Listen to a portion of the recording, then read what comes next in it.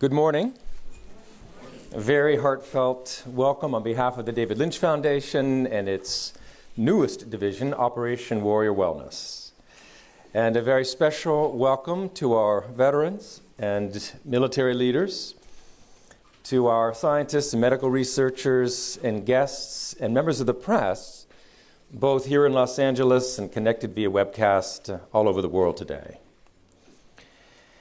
In a little over 4 years, the David Lynch Foundation has brought the stress-reducing, health-promoting, brain-developing technique of transcendental meditation to close to 500,000 at-risk students in hundreds of schools in the United States and all over the world, and have started serving other at-risk populations, including Native Americans who are at very high risk of diabetes and heart disease, drug abuse, depression, and suicide, the homeless, as well as many homeless veterans, and many other groups throughout the world, including here on the streets of Los Angeles, children victimized by prostitution.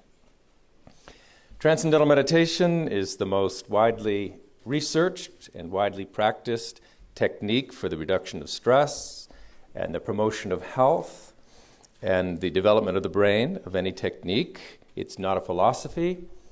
It's not a religion or lifestyle.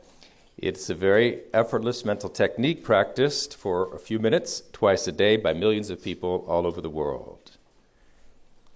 It was just a little over a year ago that we were hearing the question frequently, why not offer this to active service, active duty military personnel, or why not to veterans? Why not to those who are at greatest risk and under the greatest stress in service to all of us? David Lynch and the Foundation embraced this immediately, and today we are teaching at military bases and military colleges, working with important veterans organizations, and are engaged in broad research on warrior health and warrior resilience. Today we will be launching formally Operation Warrior Wellness and our Resilient Warrior program in Los Angeles in a very big way. This morning we're going to hear a few brief statements from veterans and military leaders, a few key scientists, followed by a special announcement and formal launch of this program by David Lynch, followed by questions from the press and a photo op involving a group meditation here with veterans. And to begin, I'm very, very honored this morning to introduce Jerry Yellen, our co-chair of Operation Warrior Wellness, an 87-year-old decorated former P-51 pilot from World War II. He landed on Iwo Jima on March 7th of 1945, strafed Japanese positions for the Marines, and flew 19 VLR missions over Japan. He and his wife of 62 years, Helene, have 4 sons and 6 grandchildren, 3 of whom live in the United States and 3 live in Japan. Jerry Yellen.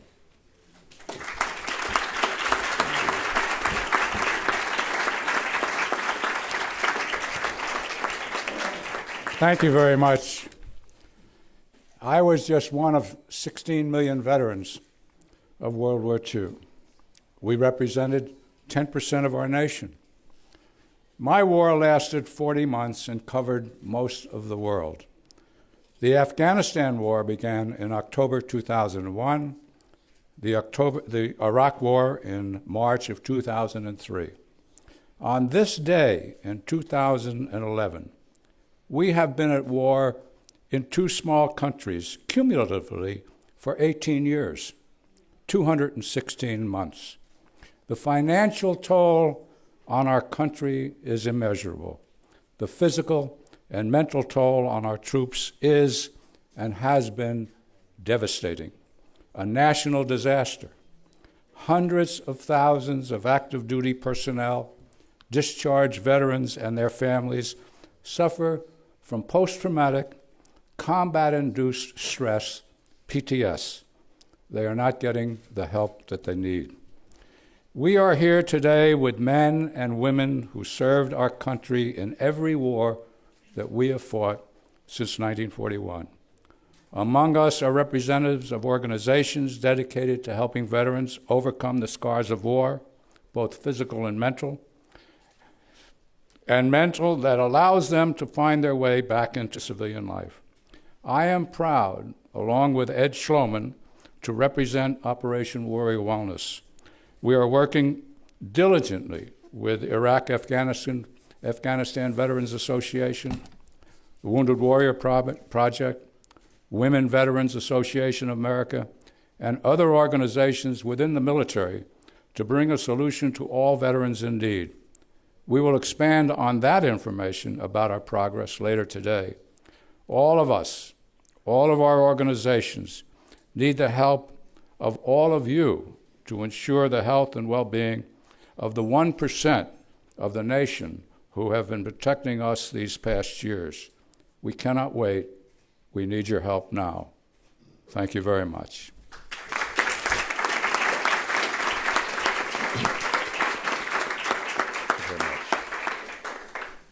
In preparation for our next speaker, renowned psychiatrist and medical researcher Dr. Norman Rosenthal, I'd like to play a very short tape featuring Iraq veteran David George and his mother, Julia George. Both David and Julia are here with us today. We'll have an opportunity to hear from David just a little bit later. But to introduce David George, he served 3 years in the U.S. Army's 101st Airborne Division. As a member of their 3rd Brigade, Rakkasans, he deployed to meet his unit in Baghdad during the invasion of Iraq a month after he finished his basic training, and he fought with that unit until they returned home in 2004. This short video we're about to see captures, I think, very graphically the impact of post-traumatic stress, which afflicts an extraordinarily high percentage of our servicemen and women, especially upon their return from duty. So let's take a look at that, please. My name is Julia Elena George. I am the mother of David Maurice George. When he finished high school, he decided to go to the Army for one major reason. I will never forget that. He was very, very upset and heartbroken when the Twin Towers collapsed. He says, I'm going to go. The war started while I was in basic, so when I got out of basic, they gave us this speech that, you kind of hear in the movies where it's like, look to your left, look to your right. These guys are not going to be alive. We spoke many times over the phone while he was in Iraq, and he was telling me what he was going through. The big thing for me was a car bomb had hit our compound and gotten through the gate, and luckily one of the guys shot the car till they detonated, till the people inside detonated. There were 2 enemy combatants, I would say. Hit the trigger right, I guess, as they were dying, and blew the car up, and subsequently like 50 people were injured in the attack. It's so horrible, these explosions and killing, and seeing his friends, arms here, heads there, right in front of you, your good friends. Oh, when he come back. That's the part that sometimes I don't like to talk, because it's so painful. He was out of his mind for the effects of the war. He was disrespectful, he was cursing me. I just gravitated towards alcohol. I bought whiskey, I bought Jack Daniels. And that's how that started, because as soon as I had a couple swigs, I was like, all right, well, that takes care of that. And so every time afterwards, when it would creep up, you go drink. And not obeying the law, not obeying nothing, absolutely nothing. He had many car accidents because he was drinking. He said, I don't care, Mom, I don't care. If I die tomorrow and I crash a car. And he told me, one of my friends just died. Don't you understand? I am supposed to be there. If I would be there, he will not be dead. And I'm here. What can I do? Tell me, what can I do being here? So I was afraid many times he will kill himself. Many. That one day when I come from work or when I go downstairs, when I wake up in the morning, he will be dead. I lived like that for so many years. TM. He changed his way of thinking. He started appreciating his life. And he's another person. He's normal. He's thinking about the future, thinking about respecting, more than anything, respecting himself, loving himself. The first class that he went to, he says, every day, every time that I meditate is better, and I feel better and better and better. Thanks to the TM meditation. He's not drinking, he is happy. It's beautiful, it's incredible. The first time I meditated, I experienced this relief from the constant anxiety attack my life had become. I didn't even realize I was that stressed out, but after my first 20 minutes, when I came out of it, I realized, I was like, that was a break. Now, being someone who's meditated for a year and 2 months, I'm so happy. I'll never stop. You know, it has this compounding effect of just getting better and better, and this great feeling lasts longer and longer the more I meditate. You know, why stop? That is the boy that I raised. TM saved his life.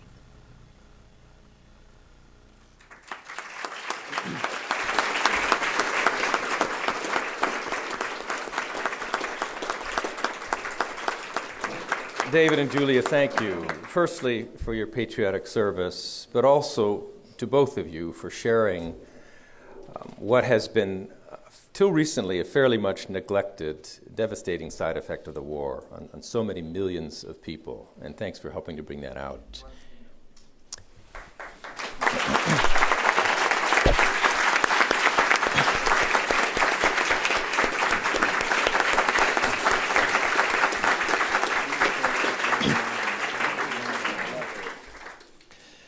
Dr. Norman Rosenthal is a 20-year senior researcher at the National Institute of Mental Health, who currently serves as clinical professor of psychiatry at Georgetown University Medical School.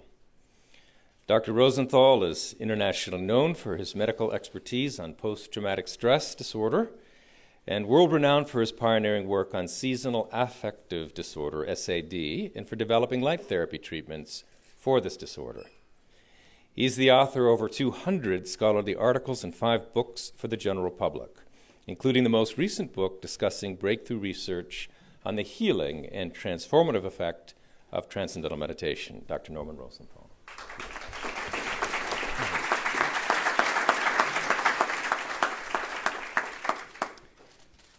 Well, thank you. I must say I have seen the videotape of David, Georgia, and Julia many times, but it never fails to move me. And no wonder. A young person, a courageous young person, goes abroad to serve his country, is bombarded and shaken by the horrors of war, and comes back home a changed person. By day, he is tormented by intolerable memories and flashbacks. By night, his sleep is disrupted by nightmares that leave him drenched, as though he is back in the battlefield again. Sometimes he turns to alcohol, to drugs, to risky behaviors just to medicate himself and silence the alarm bells in his brain and his body that keep ringing, even though the danger is past. The danger is now coming from within, from the reverberating circuits, the fight or flight response system that is on overdrive, the alarm bells that don't stop ringing, even though the alarm has ceased to be of signal value. That is what we need to do. We need to silence, we need to soothe, we need to soften this fight or flight response system, and that is our task, and that is our mission. Now, how common is PTSD? As people know, all too common, but a recent report from the National Center for PTSD, though, says that though estimates vary, 10% is about a fair estimate, which would mean 200,000 people, 200,000 souls in this country are having the same kind of ordeal that we have just seen described by David George. And for each of these people, there's a family, just like Julia, sitting by, helplessly watching. So clearly, what we have here is both a huge medical problem and a huge human tragedy. David George was one of 5 people whom we studied in our organization in a pilot study of TM for PTSD. And awful as his story was and is, it is no exception. The other young people had stories that in their own way were just as harrowing and heart-wrenching as David's. And yet, 4 out of 5 people had the same level of transformation that we have seen described in this video. Let me have the first slide, if I may. These are the average results on 5 veterans. And if you look at that blue line, that is the CAPS score. That is the gold standard for measuring PTSD symptoms. And you'll see in 2 months, it's reduced by about 50%, which is very significant, both statistically and clinically. Next slide, please. This slide shows another study done in Vietnam veterans by researchers Brooks and Scarano almost 30 years ago. And as you see, 10 veterans were given TM training and 12 controls received the conventional psychotherapy of the time. After 3 months, 7 of the 10 TMers requested no further therapy, whereas the controls showed little improvement. Now, flash forward to the present day, where there is a very exciting study being conducted on Congolese refugees in Uganda. We have Dr. Rees here in the audience, somewhere, over here. He's one of the architects of the study, along with Fred Travis. And it's a remarkable study, given that these people have been exposed to unspeakable atrocities in their homeland of the Congo and are now displaced and reeling with symptoms of PTSD. The study is ongoing, but as of the 1-month mark, 25 people who've received TM have experienced substantial benefits, as opposed to 25 controls who have shown little improvement. Now, besides the results of these studies, we have all collectively seen hundreds of people with PTSD, combat-related, non-combat-related, tremendously helped by TM. It's really impressive if you see it with your own eyes, as you've done on the video. Conventional treatments, of course, have some benefits, psychotherapy and medications, but they fall woefully short of the mark. And clearly a new approach is needed. I would respectfully suggest that TM offers just such a new approach, and in fact has the potential to be a game changer, as it was with David. At this point, I would like to say that I'm so delighted to be here to support my friend David Lynch and his wonderful foundation and this wonderful new initiative that is going to help so very many people. I'm also honored to be standing alongside the heroic veterans who have worked tirelessly in support of their wounded colleagues and comrades. It occurs to me that as a researcher, I look at the data and I say, wouldn't it be great to have more studies, larger numbers, more controls? Researchers always say that, by the way. But as a clinician, I say, we just can't afford to wait for the results of those studies to come in. The situation is too dire. The potential and promise of this technique is too great. So what I say is that we really need to act immediately, without delay, to bring this simple but amazingly powerful technique to these people who are suffering so much. Thank you.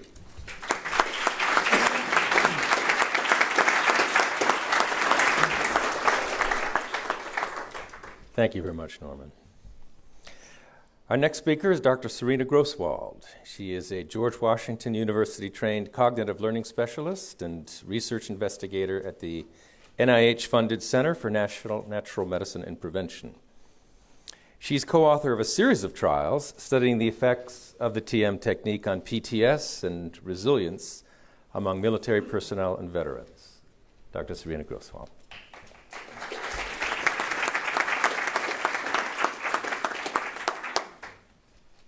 Thank you. It's really an honor to participate in this new initiative within Operation Warrior Wellness to recognize and support the women who have served and are serving in our military today.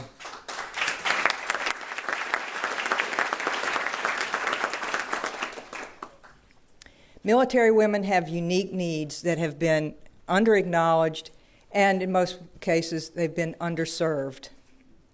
Like their male peers, these women serve dedicated and courageous in their military service.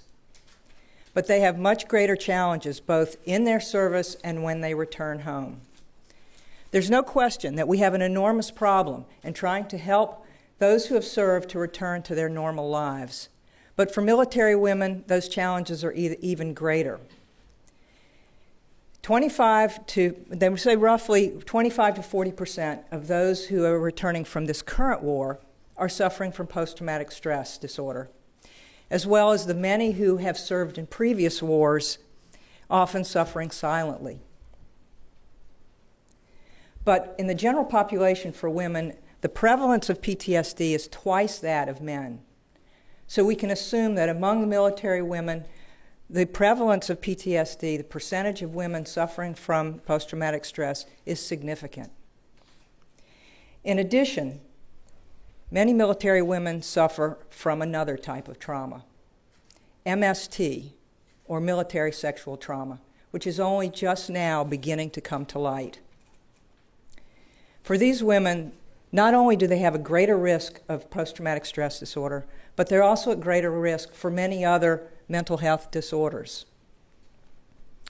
Then their transition home.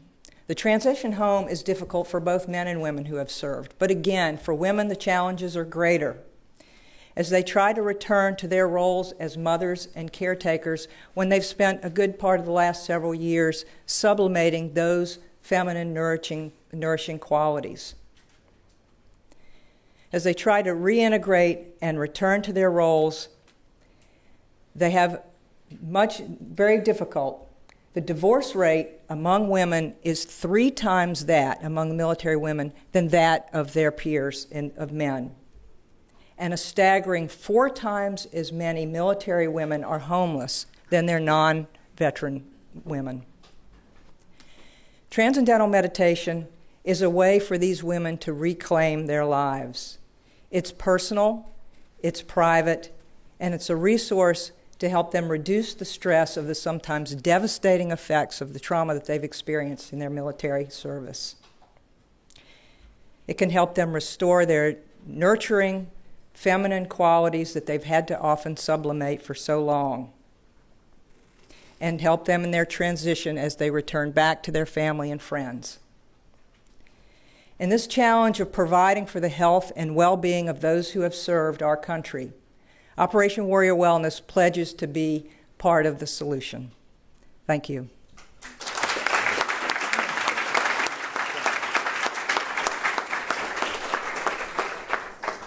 Thank you so much, Serena. Tara Jones-Wise is the executive director of the newly formed Women Veterans Association of America, an organization that provides innovative employment services, one-to-one counseling, and advocacy for increased benefits for women veterans. The descendant of a long line of military active duty members, Tara is the first woman in her family to serve in the U.S. military. She is a 90% service-connected disabled veteran in the Gulf War era and an MBA graduate under the Vocational Rehabilitation Program. Tara, thank you.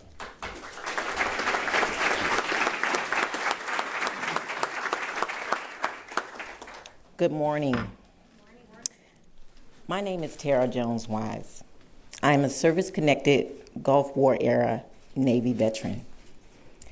After my active duty service, as I began my transition stage, I didn't psychologically see myself in society. Me, a military servicewoman, underrepresented in political offices and as leaders with Fortune 500 businesses. Me, a mother with a very young child, fighting to change barriers that women have fought for long before me. Me, with a variety of health challenges like undiagnosed military sexual trauma, anxiety disorder, over-medication, under-medication, and body aches as a result of performing like a machine. Me, struggling to provide housing and stability for my family. My challenge was women veterans matter too. I always question why the civilian community isn't really fighting for me the way I did for them. Today is so very important for me because I am still here. I researched all I could about transcendental meditation.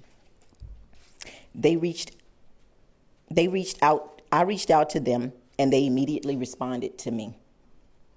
A year ago this month, I was suicidal. I felt so low that I wanted to just not be here.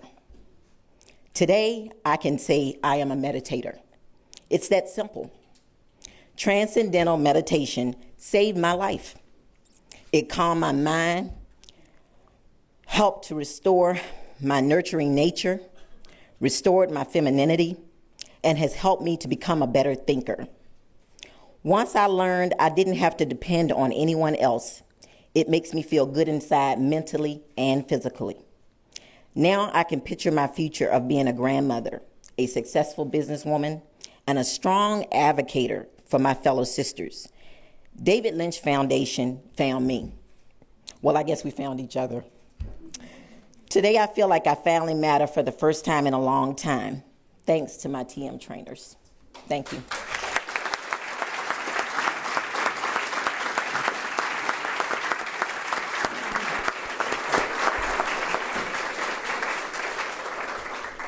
Thanks, Tara, for your service and for that very moving presentation.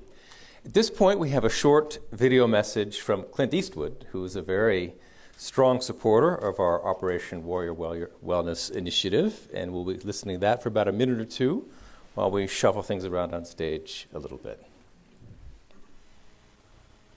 I'm a great supporter of transcendental meditation. I've been using it for almost 40 years now. And I think it is a great tool for anyone to have and to be able to utilize as a tool for stress. And stress, of course, comes with almost every business, but especially considering the stress that our men and women of the armed forces would go through, the anxieties of going either in or coming from combat, and stress syndromes of various types. I think it's a great tool. I think there's enough studies out there that show that transcendental meditation, or TM as we all call it, is something that can benefit everybody. And I congratulate you and everyone there tonight. And again, apologize for not being there. I want to pay tribute to Captain Yellen and Colonel Brian Reese and Ed Sloman, Master Sergeant, and everyone there who is supporting this organization. I think you'll find it's a great system to use and life in general. Otherwise, why would I have been doing it all these years? Almost half of my life, I've just calculated. So have a good evening. I'm sorry I'm not there. Bye-bye.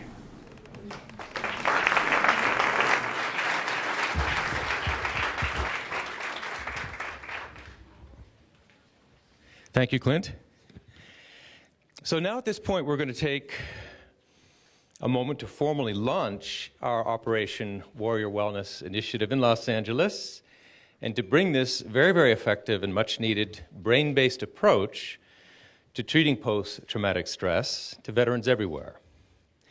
And for this, I'd like to ask our founder and chairman of the board, David Lynch, to come and make a special presentation. David Lynch, of course, is a revered filmmaker, writer, producer, and his very creative, iconic works include films like Eraserhead, Elephant Man, Wild at Heart, Twin Peaks, Blue Velvet, Lost Highway, Straight Story, Mulholland Drive, Inland Empire, and so on and so forth. David is also an amazing human being. He's not only incredibly brilliant and creative, but deeply wise and extremely compassionate. David.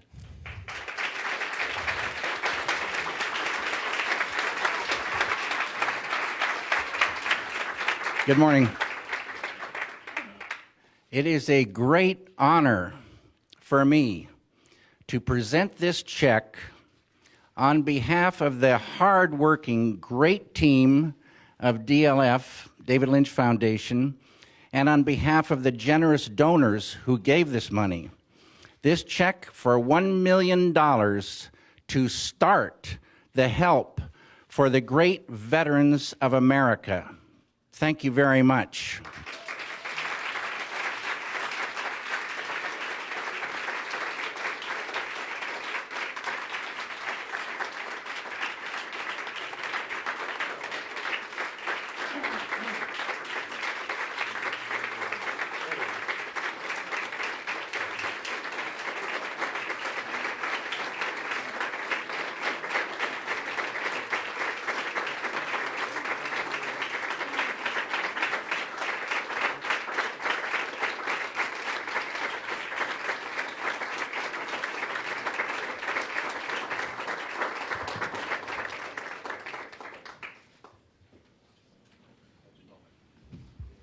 There have been 2 times in my life where the purity of purpose of what I was doing overruled everything in my life.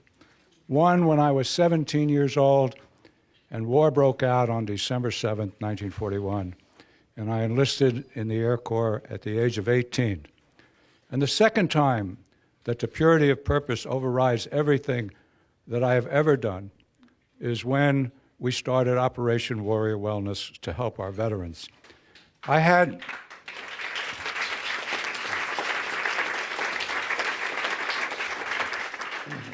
have done 3 endeavors where I was in the zone, where life flowed perfectly and easily. 1 was as a P-51 pilot, 2 was as a scratch golfer for 35 years, and 3, when I write sometimes for 2 hours or 3 hours, and I look at what I've written and wonder where it came from. So it isn't what I do that is important. It isn't what you think when you do TM.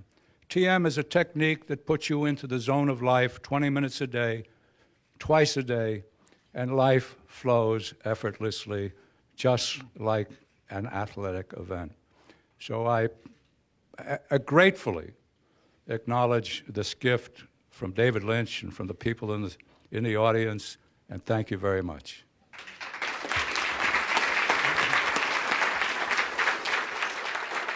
Thank you, David. Thank you, David and Bobby and the whole team of the David Lynch Foundation for this most generous donation.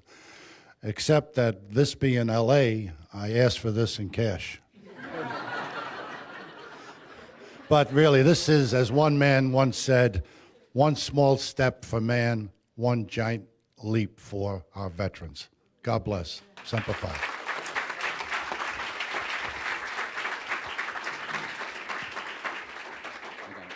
Well, on behalf of the veterans of OIF, OEF, I'd like to thank you very much and accept this donation.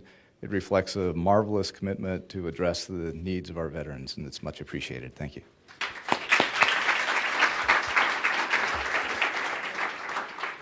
Just want to say the power of nature, the power of TM has brought us all here today on a journey of enlightenment. So I just wish everybody nothing but success and love. The revolution of love is here through TM.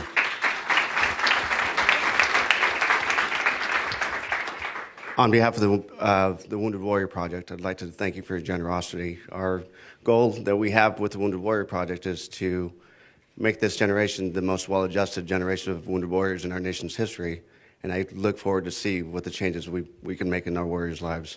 Thank you very much, sir.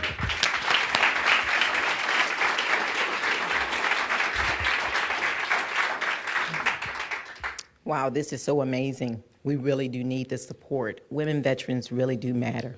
Thank you.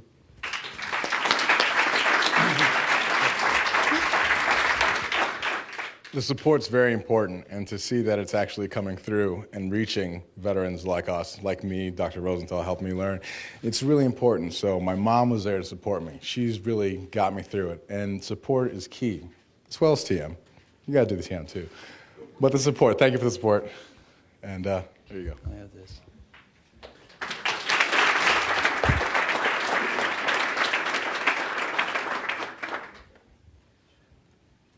My generation didn't have this opportunity. This one does. And the David Lynch Foundation is making it happen. This is great. Just great.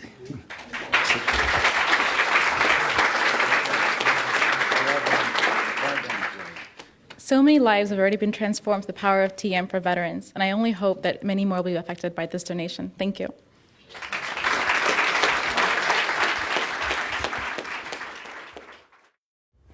We have an opportunity for questions from the press. Adam has been watching the monitor. The questions that have come in also from press who were connected. For any of our veterans or any of our speakers thus far, we should probably have a chair up here for Norman and others, especially if questions come up. So let's take a minute, and then what we'll do is we'll take some questions, we'll break for a couple of minutes for a stretch, and then we're going to continue with some presentations which are also quite remarkable from some of the veterans and some of the scientific findings for those who can stay afterwards for another 30 minutes or so. All right, any questions from any of our guests and members of the press today? Hi, this is for the servicemen particularly. Military who come back with post-traumatic stress, who are either continuing in the military or veterans, are reluctant often to go seek treatment. And so I wanted to know, what was it about transcendental meditation, the technique, that encourages them to actually go get treatment, and what were their effects compared to the other treatments that they were receiving prior to learning TM? We have made an outreach to the federal government. We speak to organizations and companies. I spent 8 days in Minnesota not too long ago, spoke to the Minnesota National Guard, the Wisconsin National Guard. We've taught 30 people to meditate in the military, and it expands that way. I'm working with the Iowa National Guard. I live in Iowa. And they're all coming up with suggestions to those who have PTS to learn transcendental meditation. I'm speaking with several scientists and people at Camp Pendleton on Monday and Tuesday of this week. The Marines are getting involved. I'll be speaking to a psychiatrist who has 30 people under him at the submarine base on Rosecrans Avenue in San Diego on Wednesday. And we're just doing an outreach. We need the press, we need TV, we need the American public to get involved, to finance this. John talked about $10 million. I'm talking about $300 million. If we could get 1 million people in the United States who are affected, just 1 million people, family members, 1 hour's pay a month for 12 months, we would raise $300 million and have enough in our kitty. This is an app. Transcendental meditation is just another app that we can add to our repertoire. And that app costs $1,500. And we want to offer it to the veterans and their families for nothing.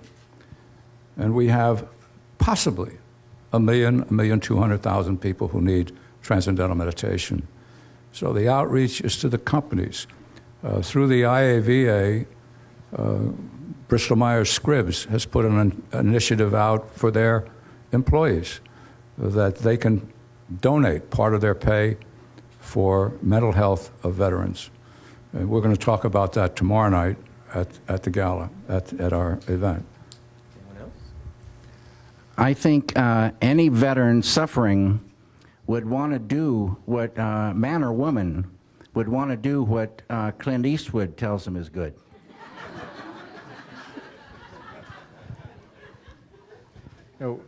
This is Operation Warrior Wellness, and the emphasis has been on TM. And there are barriers to traditional care and frustrations with traditional care. But let me just say, as a clinician, to any wounded warriors who are listening out there, if you're suffering from post-traumatic stress, seek care. Okay, seek care. See your clinician, see your psychiatrist, go to the VA. We're not, these options are not mutually exclusive. So I don't want that to be lost. Seek care. Having said that, there are barriers to care. As you mentioned, many veterans don't want to seek care because there is a stigma associated with it. And some of the current treatments are incompletely effective, and many of them involve reliving the experience, which was so traumatic and difficult the first time. So there are barriers and problems, but if you're having a problem, seek care. Good morning. For all the Marines in the room and abroad, Ura and Semper Fi. For those veterans in the room, as well as those who are going to want to know about these programs and services, thank you. Thank you for those who continue to serve, and thank you for those who have returned to come back and continue the representation. My name is Armando Tejas. I'm an executive board member of the California Democratic Party Veterans Caucus. And what one of my concerns is, if not my interest more so for this program and for the success of this program, is how it's going to target specifically the veterans, if not the returning military who are otherwise discharged with an other than honorable discharge, who are otherwise not eligible for GI benefits and or for VA benefits. How can this program still focus on that particular group of military veterans? The power of TM, the power of love. Being a veteran means you came from someplace. You have family that are suffering from someplace. We are all on a journey. So what I'm doing, along with everybody else, we are showing love. It doesn't matter who you are or what your discharge is. There are monies out there available and people that show love, and we accept everybody, and we will continue accepting no matter who you are. And through TM, we show love for yourself and for everybody else. We are one conscious, the revolution of love. Beautiful. Thank you. Let me quickly hit a couple of questions that have come in from outside of this room. One, how do you learn TM? It's a very practical question. You can talk to the David Lynch Foundation, of course. Anybody who is here, you can go to davidlynchfoundation.org, tm.org also. And there are grants for people who need support to learn, especially for the veterans who need support, and that's one of the tremendous achievements of this launch of Operation Warrior Wellness, to be sure there is enough support for all veterans who want and need to learn to meditate. It's very easy. It's taught over a 4-day process of about an hour and a half per day, and then you're a pretty self-sufficient meditator at that point. But it is helpful to go back and have your meditation checked or fine-tuned from time to time. And that's a program that is available free throughout one's lifetime. And a second one is, how does TM compare to other meditations? A very good question. I might ask you to refer to that, but I'll say one thing based on the research. It's a question of simplicity and effectiveness. The simplicity of the technique makes it easily available to anyone, including children from the age of 10, have no trouble mastering it in our public school systems here in LA and San Francisco and everywhere. So it's easy, it's self-reinforcing because it's so enjoyable to practice. You don't have to take, it's not like diet or exercise. It takes no discipline whatsoever. And the other thing is effectiveness. It's just the level of rest gained, the level of deep relaxation, physiological rest gained is proportional to the degree of healing, transformation, restoration of balance that occurs. And the rest gained during this technique called transcendental meditation, which is a very, very deep, deep experience of the mind going profoundly within, is a much deeper state of rest, even than sleep, much deeper than deep sleep, and certainly in comparison to what is conventionally called relaxation or meditation. So it's the depth of rest which has a great bearing on the immediate effectiveness of the practice. And Dr. Norma Rosenthal, you may have something to add. Yes, I just want to say this is a really important question, because many people, when they hear meditation, they think it's sort of one size fits all. And there are many different forms of meditation. Some, like TM, use a mantra, where people are taught specially how to think the mantra. Others are called open monitoring meditation, like mindfulness, where people track their breath or their internal processes. Others have an object that people are asked to focus on and bring their attention back to. These are all things that ask different things from the meditator, and they have different effects on the brain waves, the EEGs. They're all actually different processes. The important thing about that is that if you have one form of meditation that is shown to do something very powerful or very good, you cannot assume that it's also going to apply to other forms of meditation. And that's just how it is, for example, with medications. You've got a medication that works for a certain condition. Even if another medication seems similar or seems good, that medication, that drug company is going to have to test that medication for that indication. So I'd say, practically speaking, everything you've heard today has been done with transcendental meditation. Maybe others would also be helpful, but they have to prove that and demonstrate it on their own. We take one more question before we take a short break and invite people to then remain for some more comments from our veterans and military leaders. Yes. Hi, good afternoon. My name's Tonya Sargent. I'm a proud Marine Corps wife. 7 years ago, my husband took a bullet in the right eye that exited through the left side of the head. And so we're 7 years in the residual of trauma. And my grandson was just born yesterday at 1 a.m. And so I'm looking forward. I'm a good friend of Tara Weiss and Jerry Ellen, and I'm looking forward to having this be a part of the process for my family to begin healing in order to not infect this third generation. So my ask is twofold. One, I'm running for Congress in 2014, so I see this as going to be a great addition to being in that stressful environment. But for those of you on the stage that have a family, I'm not infected by the front line. I'm stressed and suffer from PTS from the civilian factor, which I refer to as the silly villians.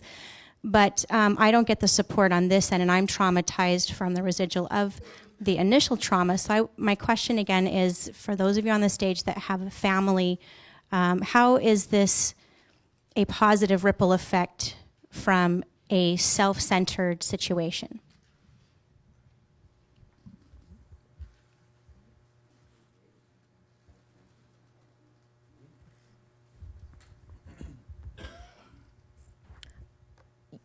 Doing TM meditation has been such a joy. I'm a better thinker. I'm a better mother. I'm able to have so much more energy. I get more done than what I used to get done. So, it's just an amazing experience, and you have to experience it for yourself. And to follow up from Armando's question about the homeless and the veteran population as a whole, for the types of discharges that are considered other than favorable, instead of our society giving money to all these different places for veterans, they really need to take some focus and support the David Lynch Foundation and TM. I don't do anything but just meditate, and I do that by myself, and I'm not doing that with any money. And I'm telling you as a person that I had 4 lapses of consciousness in the last year. And I have, I'm not a person that's reluctant to use the different types of services that's available for the veteran population. I've always a faithful supporter of the Department of Veterans Affairs, but I needed something else. I was walking around like a zombie. I have a son. I cannot function like that. It was too much. So, what the David Lynch Foundation is doing is transforming history for the veteran population. It's just that simple.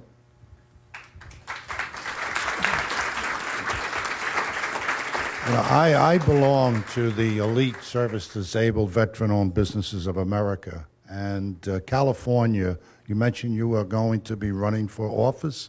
Well, you got our vote.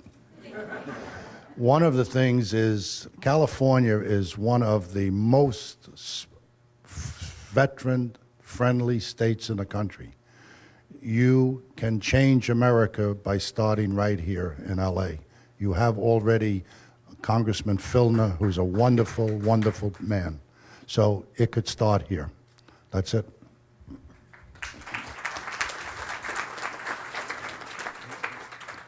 You asked about how the families are affected.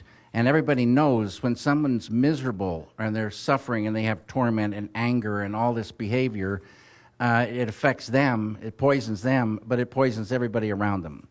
When that person gets happy, and when that stress starts lifting away and they get their life back again, it affects all the family. They're so happy too. So it's a beautiful, beautiful thing. And for those veterans who may not be covered, if they write a letter, a good letter to the David Lynch Foundation, chances are they'll get the technique they're looking for. And the whole thing about the foundation is to give Transcendental Meditation to any student anywhere in the world who wants it. And we translate that to any human being anywhere in the world who wants it, if we get enough money.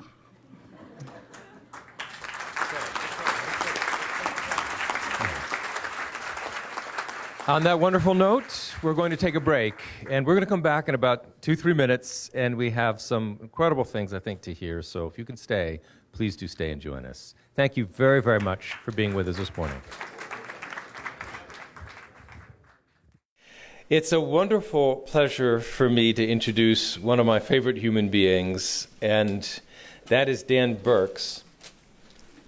Dan. And he has a master's degree in educational psychology. He's had a career in outdoor adventure sports and is a retired professor of the Department of Exercise and Sport Science at Maharishi University of Management. He and Cindy have been married for 41 years and have 2 children. Dan is a captain retired from the U.S. Army Reserve. Before I let Dan speak, however, I really would like to play a few minutes from an incredible interview he did that opened my eyes in a big way to the depth of the issue at hand here with post-traumatic stress. So if we could just watch that, and then I'd like to invite Dan to share his reflections. Thank you.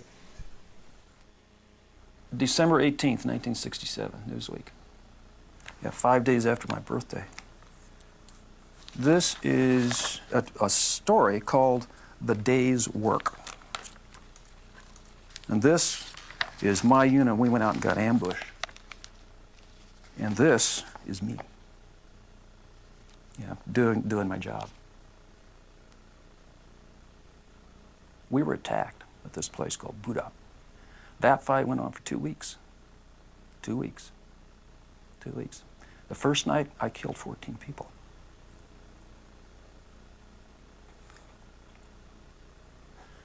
There were 2,500 of them and 250 of us. The next morning, in front of my fighting position, 18 of our men did. So, this is very, very, very distressing, and it creates huge amounts of distress in your system, And then later in the magazine, coincidentally, is this.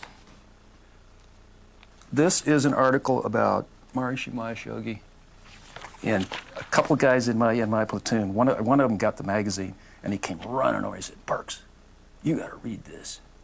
So I did. And I said, "I'm going to do that. I'm going to do that," because it talks about stress release, about becoming a whole person. So then the next part of the story is getting home, and that's a whole big deal. Because things changed. Things changed. All of a sudden, you're in a different culture. All these people don't understand you. They have no idea.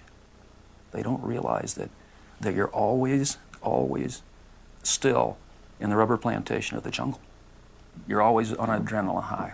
You're looking to protect your buddies. You're looking to protect yourself. You're looking to kill the enemy. I stopped talking to my parents. I had really bad relationships with other people. I did not feel happiness. I did not feel sorrow. I did not feel surprise. My feelings were gone. So one day, my wife comes home, says, "Hey, I saw a poster about transcendental meditation." And I remembered that article in that magazine about Maharishi, and I said I was going to do this. And so I go in, and he says, "Okay, sit down, do this." And I could not believe what happened. It was the difference between heaven and hell. It was absolutely transformational. All that feeling of stress and all that feeling of heaviness, I could feel it melt away from my head to my feet. And from that moment on, things changed. Things changed. No more drugs, no more alcohol. Life changed. My emotions came back. My life came back.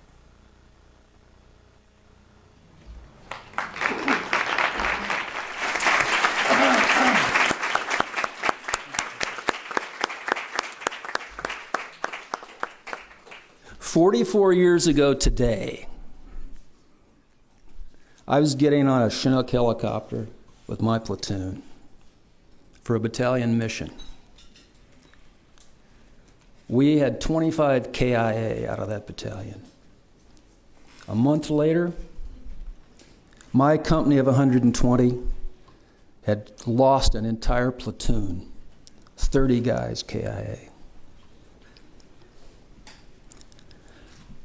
A year of continuous and frequent combat leaves a mark on a guy's brain. Now, PTS is sometimes referred to as a hidden wound of war. It's hidden deep inside, the wound's hidden deep inside your head. But the manifestation, the effects of that wound are seen on the outside. And when I got home, as I said in the video, I was angry, I was sad, I was paranoid, I was always on the alert. I got wounded with shrapnel in Vietnam, but that didn't hold a candle to the wound of PTSD. Not a bit. Not a bit. And then, as the lady over here asked the question about families, there's what's currently called collateral damage. My wife suffered. My family suffered. Only my dad, who's a World War II veteran, understood, and he couldn't talk about it. Then we learned TM. Cindy and I learned TM. And things changed. And practicing TM over a short period of time, twice a day, just days and months, it turned Cindy and I into PTS survivors. And we didn't just survive, we thrived. We really did thrive. And as Cindy says, we're not the memory of the chaos and the suffering that was around us. We're now barely touched by that chaos and suffering. And something else really cool happened. As a few days after meditating, weeks, not even weeks, days, our parents, our friends, our relatives, college professors noticed that my life was no longer controlled by post-traumatic stress. As a result, my father, a Baptist minister, my mother, Cindy's parents, relatives, our entire extended family, and college professors started TM because they saw the immediate results. That's the answer to your question about, about how it affects your family. It really does. So what happened was that those people that learned, our family and friends, all had the same results that we did, the same energizing and calming effects that we did. They were empowered from within. Now, I am an infantryman at 65 years old. I'm a retired infantry officer. I'll always be an infantryman. And I have memories that are going to be with me all my life. But here's the key. PTS is no longer with me. And it's because of TM. Now, I found out about TM just by luck. Just by luck. When Specialist Heron gave me that Newsweek magazine, he didn't get a chance to meditate. He was later KIA. Now, our veterans today don't have to rely on luck, on chance to find out about TM. Thanks to the David Lynch Foundation, TM is available to any veteran who and their families who want to start.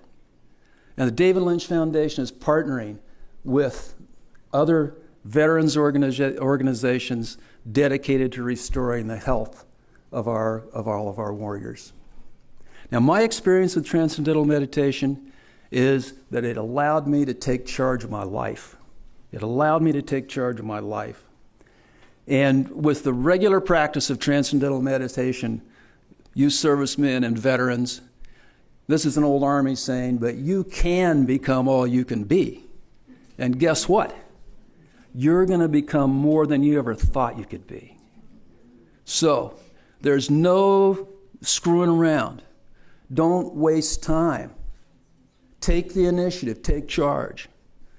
Get a hold of the David Lynch Foundation, and you will change your life. Thank you very much.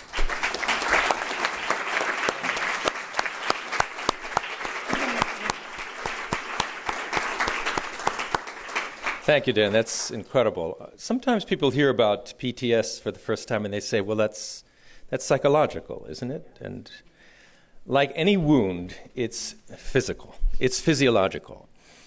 In a situation of traumatic stress and overwhelming fear, the fear center, the amygdala, goes into hyperdrive and can get stuck, basically, in overdrive. And when the fear center is overactive, everything in our environment is perceived through a veil of fear. And that hypervigilance and constant stress is just with you, unless you can shut it off. And what comes with the overdrive and the amygdala also, to different degrees, is shutting down the prefrontal cortex, the executive center. And the prefrontal cortex is our rational filter against primitive, impulsive, aggressive, violent behavior. Under stress, it shuts down. That's the fight or flight response. But under chronic stress or traumatic stress, it can shut down chronically. Now, the rest we get during a night's sleep can settle things down, or in some cases, it won't. And what we saw in this incredible video, in Dan's case, and in many cases, one dose of extremely deep rest can quell that hyperactivity. Not always. It could take days or weeks of regular practice or months of regular practice. But the only way to quiet that fear center is to basically settle it down. And that's what, according to research, the TM technique can do. So I'm going to introduce somebody who knows a lot about this, and that's Colonel Dr. Brian Reese. He's a graduate of the U.S. Army War College with over 35 years of commissioned service. It's a long time. And a veteran of 4 tours in Iraq and Afghanistan. He received his MD and Master of Public Health from Tulane University and is a board-certified family physician. His latest article on the application of Transcendental Meditation and other modalities to promote soldier resilience was just published in this November issue of Military Medicine. Colonel Dr. Brian Reese.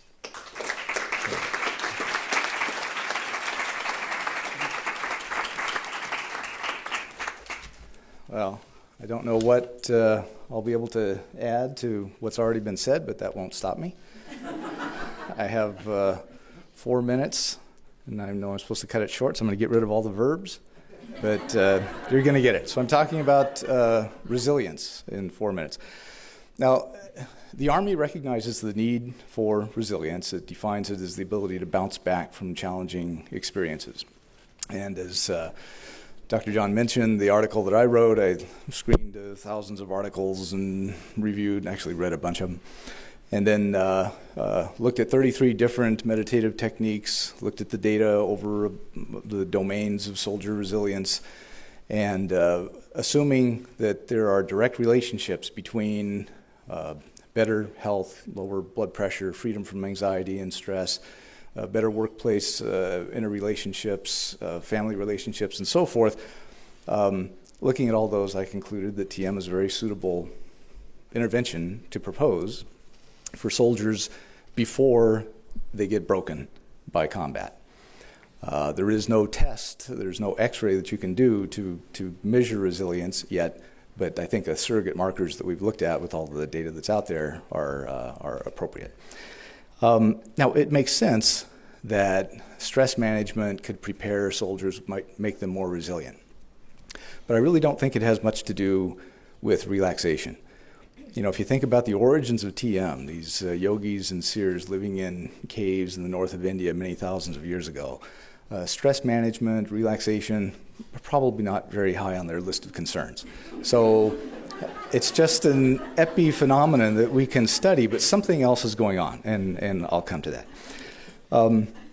There's an axiom: the more you sweat in training, the less you bleed in war. And the Army's very good about training soldiers, making them tough, having the focus on getting the mission accomplished. But really, can our current training, the things that we do, help a soldier to deal with the situation of seeing a friend killed, or hearing the screams of one of their comrades who's just had a leg blown off or is caught in a vehicle that's burning, or the experience of pulling the trigger and seeing the enemy soldier fall, or even worse, pulling the trigger and finding out that the vehicle that you thought was full of bad guys was full of a bunch of women and children and a lousy driver who really didn't know he was running up on your checkpoint. And these sorts of experiences, I think, are so contrary to the way we're raised, the way we understand the way the universe is supposed to work, that it creates a lesion, an injury to the spirit. And that is really where I think the lesion of PTSD lies. The Army, the U.S. Army says that, so it must be true, that among the dimensions of soldier resilience, there are 5 dimensions, and one of them is spiritual fitness. And this is current policy and current training in the Army. But how do we go about making someone spiritually strong? And here's the quote that the spiritual dimension is not defined in religious terms, but rather is strengthening a set of beliefs, principles, or values that sustain a person beyond family, institutional, and societal sources of strength. I think it's a very appropriate definition. But how do we go about training someone to be spiritually strong, to be able to withstand these pressures and these conflicts that come from combat? We train people for 20 years, you know, it's wrong to steal and kill and all that, and then we send them over there and we blow stuff up and kill people.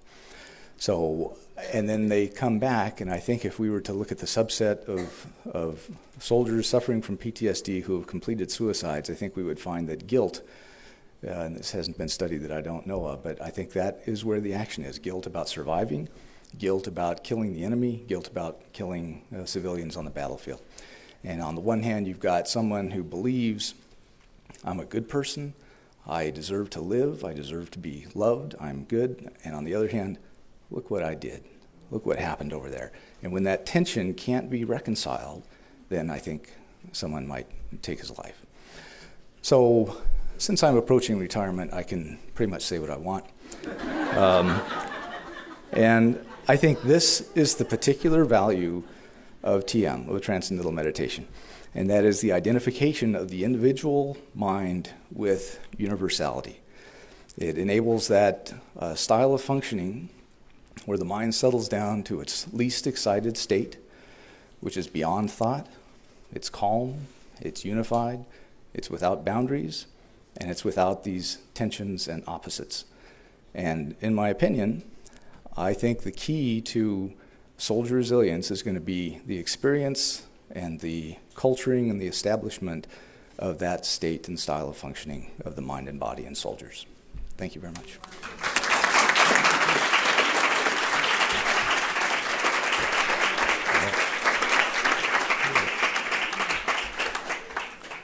Thank you, Brian. That was very, very compelling and very profound, very powerful.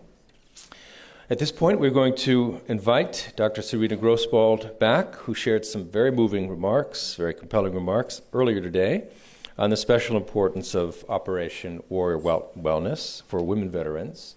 And if you could share a few more thoughts, that'd be wonderful. Thank you.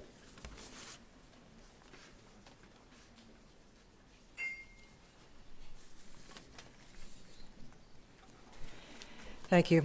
I would just like to elaborate a little bit on some of the things that I mentioned earlier this morning. First of all, again, just recognizing the fact that putting some attention on the women and women veterans who, as we said, have been under-acknowledged and underserved.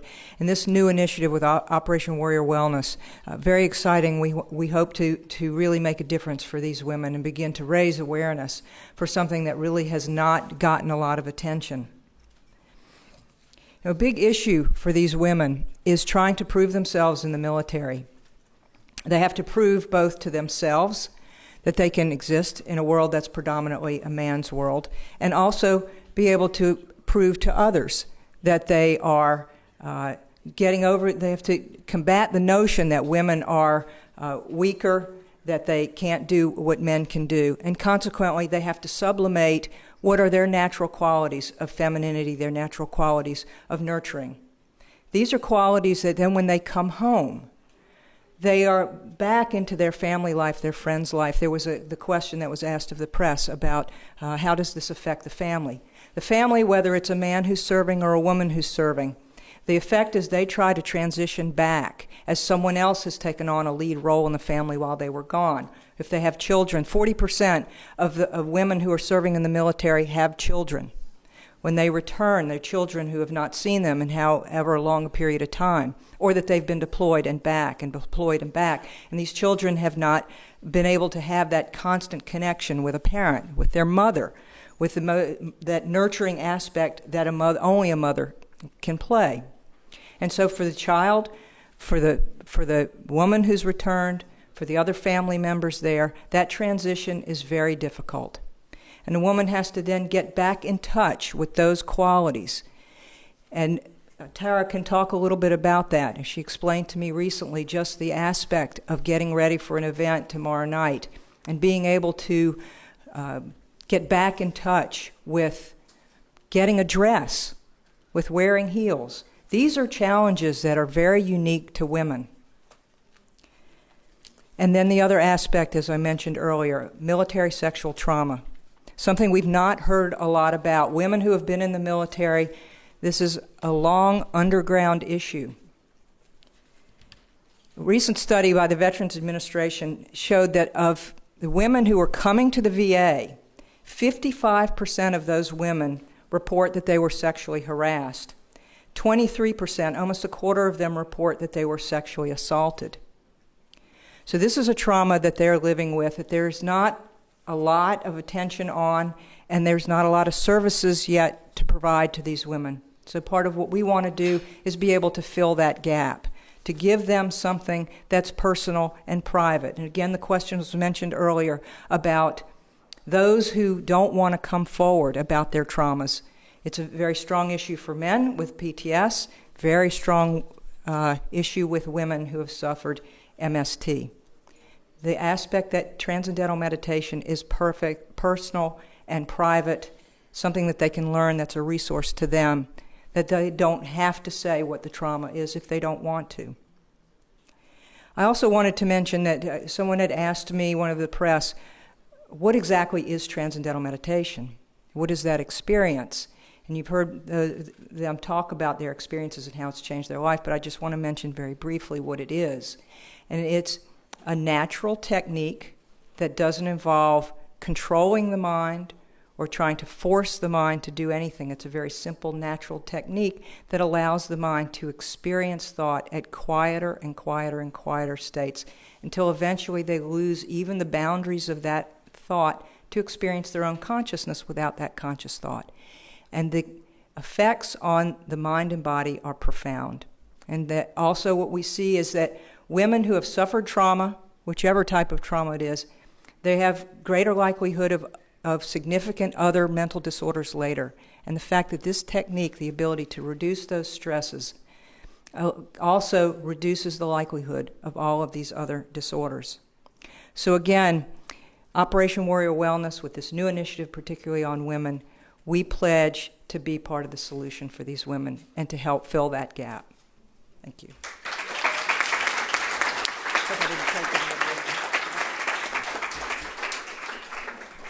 Thank you.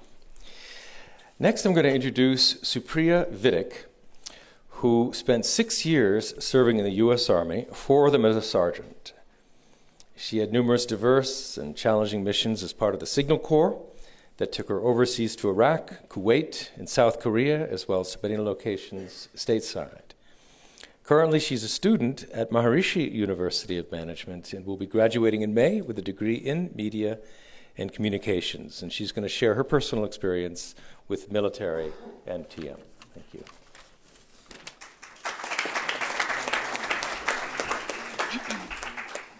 Hello, my name is Supriya Vidik, and up until last year, I was a sergeant in the United States Army, and I spent 15 months serving in Operation Iraqi Freedom on behalf of the United States Embassy. Today, I'm a student at Maharishi University of Management in Fairfield, Iowa, where the practice of TM is a part of my daily routine in consciousness-based education. While in the Army, I was very blessed to have amazing mentors who guided me, and I have formed deep friendships with my comrades who have become my brothers and sisters. As undeniably impactful as the military was for me, it also forced me to face the truths about the complex fabric of military life. As a woman, I have and had special needs that were not always recognized. While in Iraq, for weeks on end, a single hour would not pass without being bombed by mortars and rockets. This level of combat stress affected my physiology to the point of changing my reproductive system.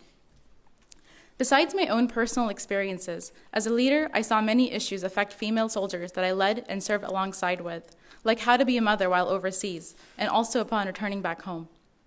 And on more than one occasion, I had to deal with issues of sexual harassment and sexual assault of other female soldiers. We're trained as women in the military to see no difference between ourselves and our male counterparts. But the truth is, it's a very complex process to balance being a woman with being a soldier. I also saw the issues of PTSD affect many soldiers, including the ones that I was in charge of. These issues became detrimental to the unit's operation and to the mission of the United States Army. It wasn't always easy to connect with soldiers who were so severely affected by stress. It wasn't until I learned TM and saw my own humanity and compassion unfold that I realized how stress affected me and how TM could help others who are affected by stress at all levels. Being involved with the David Lynch Foundation, I have witnessed transformations of many individuals, and this gives me hope for the future of our country. By finding this profound tool of TM, I was able to change the direction of my life dramatically, and I am confident that the same will happen to other veterans. From the very beginning of my meditation practice, my anxiety and stress began to lessen, and this affected every aspect of my life. For the first time in 6 years, I was able to sleep a full night, and I experienced a healing of my mind and my body. I began to connect with people in a more authentic way, and I felt more powerful and coherent as a leader. I am aware this subject is very uncomfortable for many, but I recognize how TM has affected me, and I see the value and potential for healing that can be had for other soldiers who are faced with similar issues. I strongly believe that the practice of TM will change how issues in the military are handled and will enhance the individual soldier, male or female. If one soldier is suffering, then we are all suffering. If just one soldier practices this technique, then we'll be increasing coherence and the efficiency and effectiveness of an entire unit.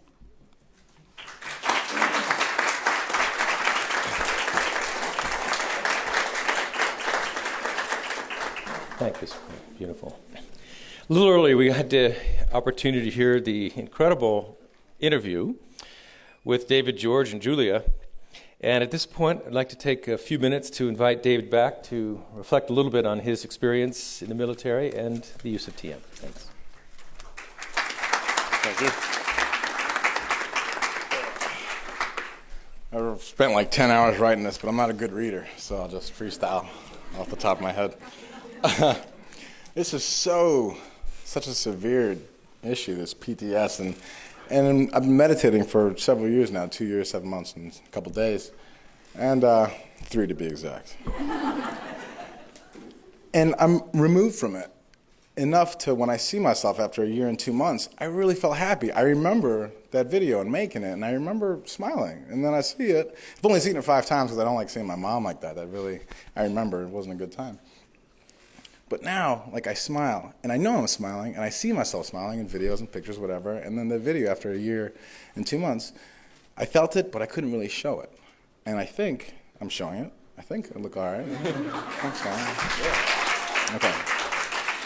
So it's the merging of the two, of this, infantrymen forever. Infantrymen forever. We have this mentality.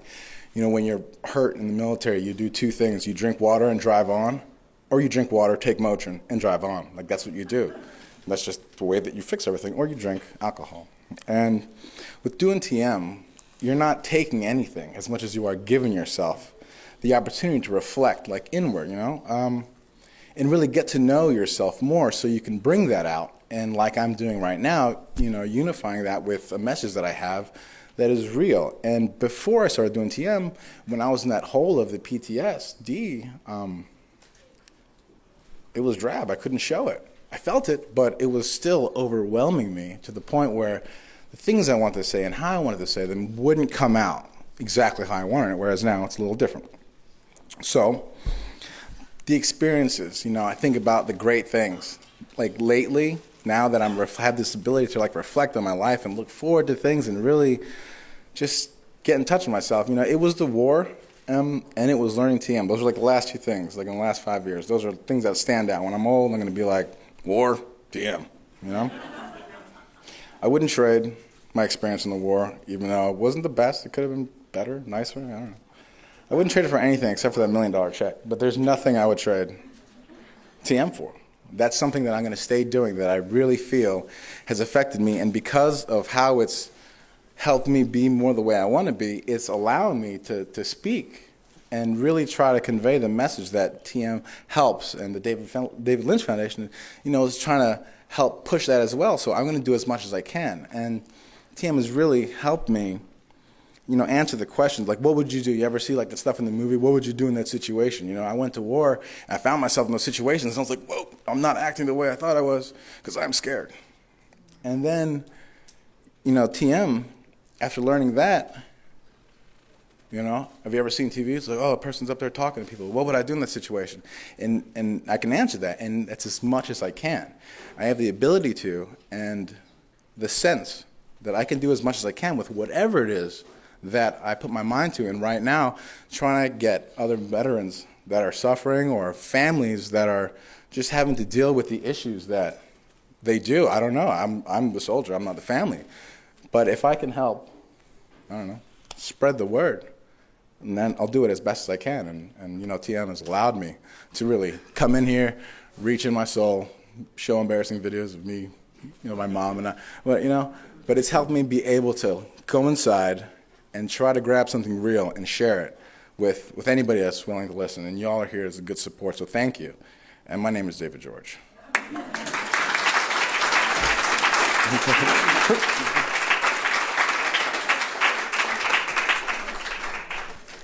Thank you, David. Next speaker is a hero of ours, and that's Ed Schloman, who we saw briefly before. He is a retired Chief Master Sergeant from the New York Air National Guard and a Vietnam Marine disabled veteran serving from 1960 to 1966. He is currently president of Fidelis Service Group, a certified service-disabled veteran-owned business. Ed has been married for 48 years to Judith Ann and has 3 children, Catherine Sislow, Lieutenant Colonel Edward Schloman, Jr., with the USAF, and NYPD Lieutenant Robert Schloman. Ed. Thank you. Thank you all very much. I have to say this, of course my boys hate this, but I always said that I always wanted to be a pilot, so I had a son. I always wanted to be a cop, so I had another son. Or I should say my wife and I had a child. but I always wanted to be smart, so I had a daughter. All right, but now we'll get a little serious on a very delicate subject. It's the war and sacrifice in post 9/11 and a cry for help. America's post 9/11 wars are very unique. Never before has this nation engaged in conflicts for so long with such a small amount of our population fighting this fight. In an address to West Point in 2011, Admiral Mullen, then the Joint Chief of Staff, made a comment. He said, "I fear they do not know us." Admiral Mullen was referring to the nation's civilians.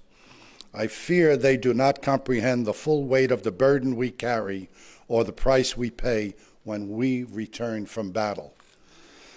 We Marines are a boastful lot. Hurrah.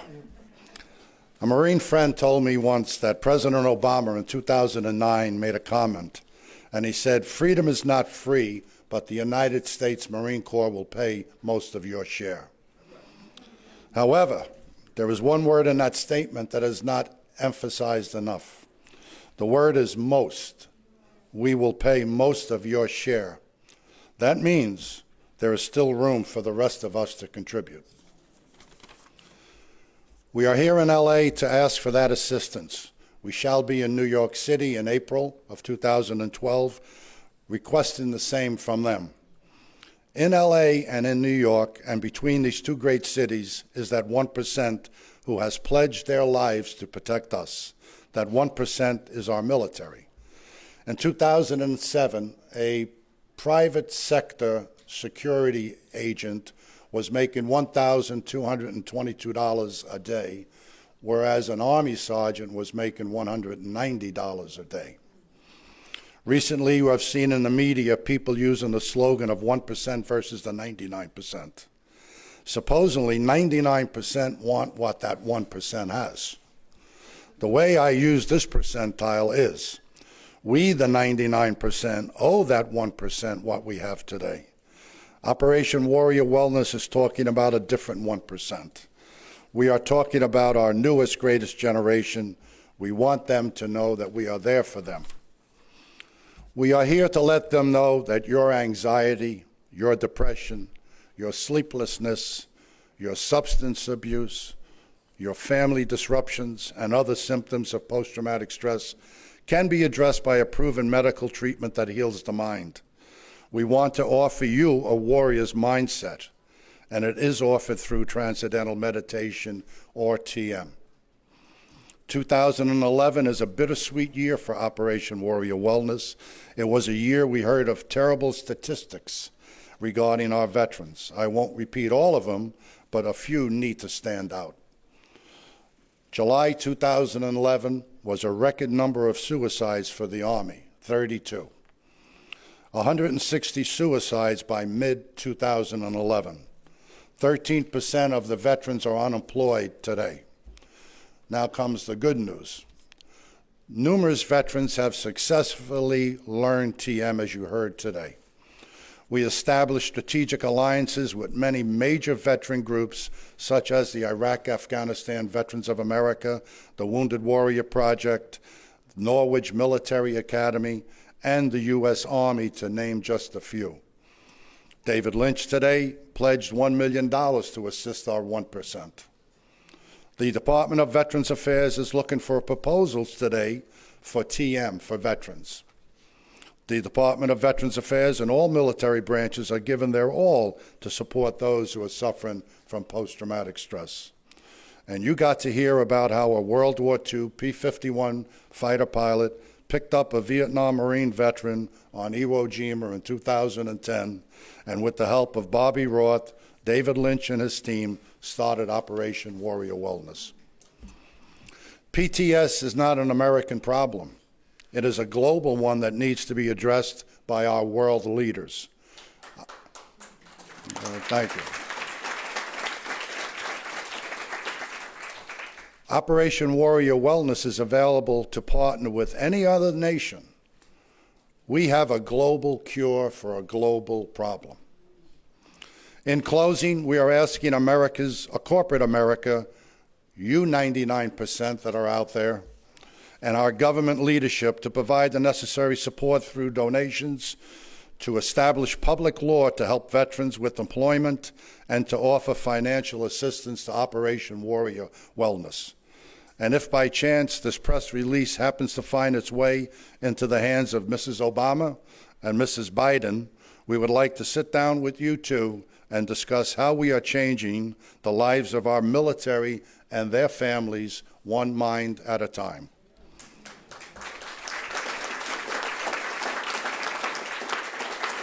So, in closure, let's be there for them who are there for us. God bless America and Semper Fi.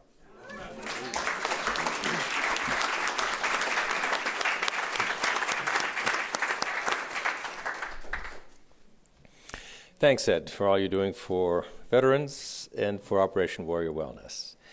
We have a few remarks from Tara, who we heard a little bit from earlier today, which is absolutely delightful. We'll be hearing more about that, and then a couple of closing remarks. Thank you.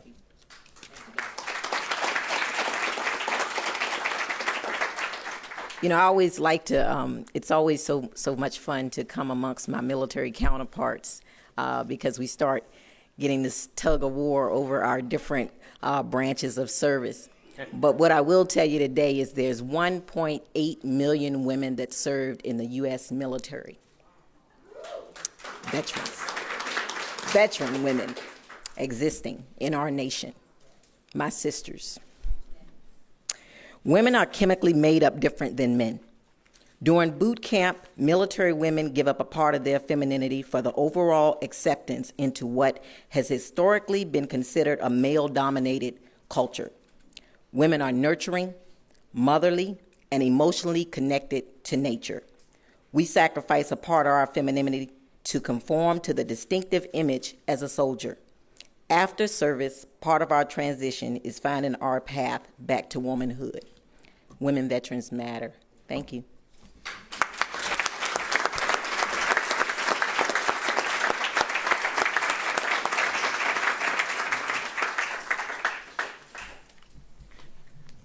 Well, I've been asked just to make a few closing remarks, and I will keep them very brief. Firstly, all the speakers have been extremely eloquent, and there's very little that I can add to what everybody has already said. The audience has been extremely patient, and we don't want to try that patience too far. So I will just say, as a psychiatrist, I have been listening with fascination to the fact that we have here veterans of 3 different wars: World War II, Vietnam, Iraq, different ages, and yet TM has helped them all transform their lives. We have women and we have men, so apparently gender is no barrier to the power of TM. We've heard about military sexual trauma, and we've heard about combat-related trauma. So apparently the kind of trauma, the cause of trauma, the origin of trauma is no barrier to the efficacy of TM. So as a psychiatrist, I sit back and I think, wow, what is this process that crosses all these barriers, that is available to people in so many different stations of life? We have here a truly wonderful, miraculous entity, and the more people who find out about it, gain access to it, and are able to get the healing effects of it, the better. In the break, somebody came up to me and said, what about a mom who's just overwhelmed by her kids and just every day feels like a trauma? So, you know, I don't want to diminish from anybody else's trauma, but trauma is a very broad word, and this is a truly miraculous technique. In thinking about where we stand in connection with transcendental meditation and post-traumatic stress disorder, I'm going to borrow from and modify a quote by the late, great Sir Winston Churchill, who appropriately made it to comment on the stage of the war that he then saw himself as being at. I will apply it to where we are in relation to TM for PTSD and specifically combat-related PTSD. This is not the end. It is not even the beginning of the end, but perhaps, with the help of this $1 million generous grant, it is the end of the beginning. Thank you.